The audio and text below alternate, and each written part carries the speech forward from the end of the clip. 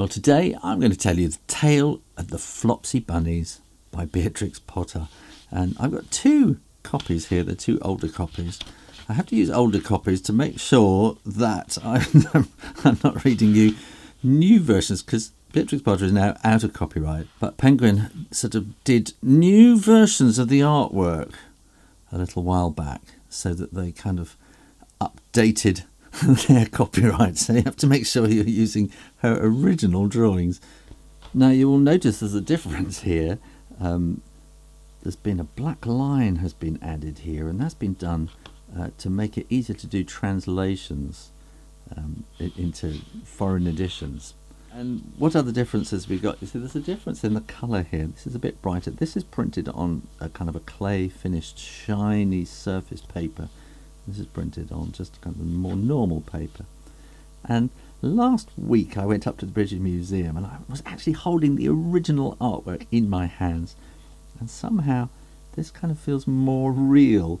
And I like that more than this has been kind of intensified, but I think because of the different paper. This has been made by a different printer, Taylor's in Maidenhead, and this has been made by Clowes and Sons in Colchester. So the Beatrix Potter books have got a long history and many editions, and very often they all say something like 1909 there, and everybody thinks, oh, it must be a first edition, but quite often they aren't. So anyway, I prefer this version. So here we go. The Tale of the Flopsy Bunnies by Beatrix Potter. And perhaps, if you're not very strong on English, I should tell you about this one word here, soporific. Soporific means something that will send you to sleep. So it's like a sleeping draught or something like that. Beatrix Potter was not afraid to use long words and complicated ideas in her children's book. So here we go, The Tale of the Flopsy Bunnies by Beatrix Potter. It is said that the effect of eating too much lettuce is soporific. Well, I have never felt sleepy after eating lettuces, but then I am not a rabbit. They certainly had a very soporific effect upon the Flopsy Bunnies. When Benjamin Bunny grew up, he married his cousin Flopsy. They had a large family, and they were very improvident and cheerful. I do not remember the separate names of their children. They were generally called the Flopsy Bunnies. As there was not always quite enough to eat, Benjamin used to borrow cabbages from Flopsy's brother, Peter Rabbit, who kept a nursery garden. Sometimes Peter Rabbit had no cabbages to spare. And when this happened, the Flopsy Bunnies went across the field to a rubbish heap in the ditch outside Mr. McGregor's garden. Mr. McGregor's rubbish heap was a mixture. There were jam pots and paper bags and mountains of chopped grass from the mowing machine, which always tasted oily, and some rotten vegetable marrows and an old boot or two. One day, oh joy! There were a quantity of overgrown lettuces which had shot into flower. The Flopsy Bunnies simply stuffed lettuces. By degrees, one after another, they were overcome with slumber and lay down in the mown grass. Benjamin was not so much overcome as his children, and before going to sleep he was sufficiently wide awake to put a paper bag over his head to keep off the flies. Well, the little Flopsy Bunnies slept delightfully in the warm sun, and from the lawn beyond the garden came the distant clackety sound of the mowing machine. The blue bottles buzzed about the wall, and a little old mouse picked over the rubbish among the jam pots. I can tell you her name. She was called Thomasina Tittlemouse, a wood mouse with a long tail. She rustled across the paper bag and awakened Benjamin Bunny. The mouse apologized profusely and said she knew Peter Rabbit. While she and Benjamin were talking close under the wall, they heard a heavy tread above their heads, and suddenly Mr. McGregor emptied out a sack full of lawn mowings right upon the top of the sleeping Flopsy Bunnies. Benjamin shrank down under his paper bag, and the mouse hid in a jam pot. The little rabbits smiled sweetly in their sleep under the shower of grass. They did not awake because the lettuces had been so soporific. They dreamt that their mother Flopsy was tucking them up in a hay bed. Mr. McGregor looked down after emptying his sack. He saw some funny little brown tips of ears sticking up through the lawn mowings. He stared at them for some time. Presently, a fly settled on one of them, and it moved. Mr. McGregor climbed down onto the rubbish heap. 1, 2, 3, 4, 5, 6 little rabbits, said he as he dropped them into his sack. The Flopsy Bunnies dreamt that their mother was turning them over in bed, and they stirred a little in their sleep, but still they did not wake up. Mr. McGregor tied up the sack, and he left it on the wall. He went to put away the mowing machine.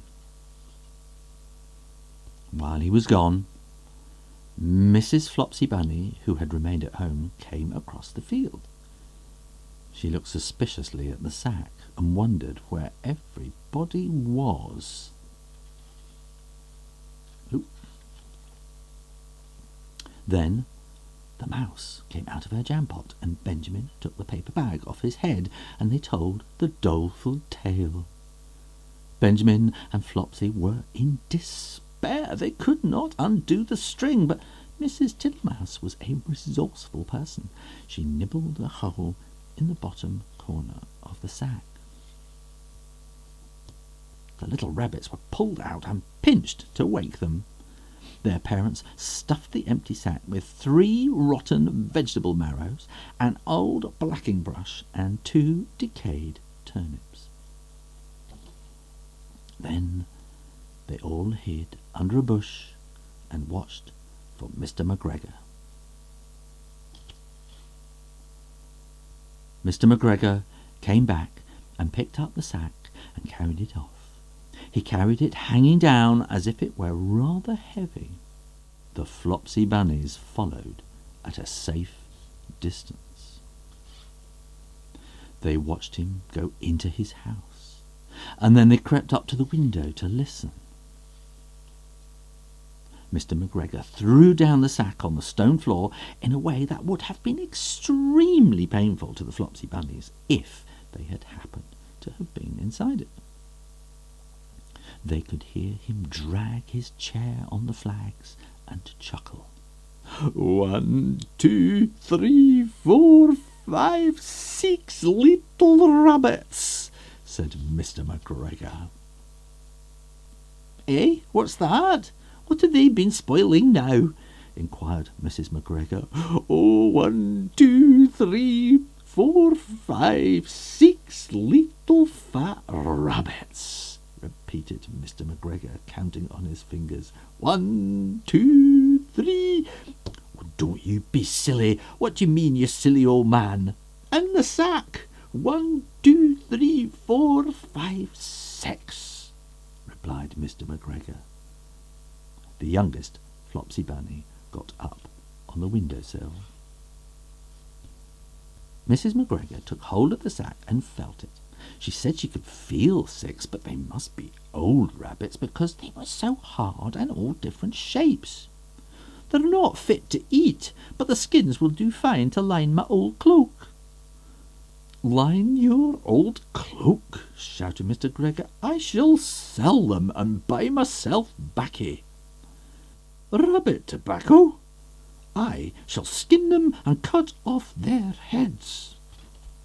Mrs. McGregor untied the sack and put her hand inside, and when she felt the vegetables, she became very, very angry. She said that Mr. McGregor had done it a purpose. And Mr. McGregor was very angry too. One of the rotten marrows came flying through the kitchen window and hit the youngest Flopsy Bunny, and he was rather hurt.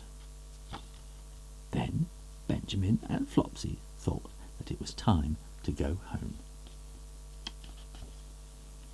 So Mr. McGregor did not get his tobacco, and Mrs. McGregor did not get her rabbit skins. But next Christmas, Thomasina Tittlemouse got a present of enough rabbit wool to make herself a cloak and a hood and a handsome muff and a pair of warm mittens. If you follow the links below, you can go to the British Museum website where you can see original sketches and sort of planned drawings and things like that for this book that I was actually looking at myself last week. It was an amazing experience. So thanks for listening. Big thumbs up and all that kind of stuff. Make sure you're subscribed for more. I'll be doing more Beatrix Potter as we go along. In the meantime, keep reading, and I'll see you next time. You take care now. Bye-bye.